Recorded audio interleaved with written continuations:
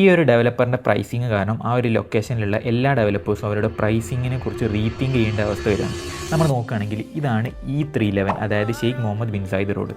ഇതാണ് നമ്മുടെ E611, അതായത് എമിറേറ്റ്സ് റോഡ്.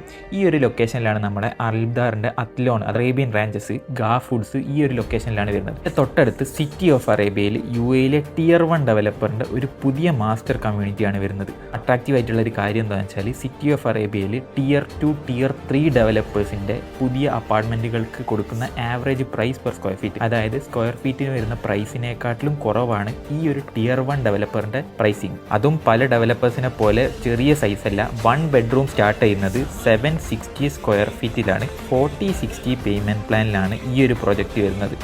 ദുബായിലുള്ള മേജർ ഡെവലപ്മെൻറ്റ്സ് എല്ലാം വരാൻ പോകുന്നത് ഈ ഒരു 2 റോഡിന് പാരലായിട്ടാണ്. പല ഡെവലപ്പേഴ്സിനെ പോലെ ഹൈ റൈസ് ആയിട്ടുള്ള ബിൽഡിങ്സ് അല്ല ഈ ഒരു ലൊക്കേഷനിൽ വരുന്നത്. ലോ റൈസ് ആയിട്ടുള്ള വളരെ കുറച്ച് അവൈലബിലിറ്റി മാത്രമുള്ള അപ്പാർട്ട്മെൻറ്റ്സ് ആണ് നമുക്ക് ഈ ഒരു കമ്മ്യൂണിറ്റിയിൽ വരാൻ പോകുന്നത്.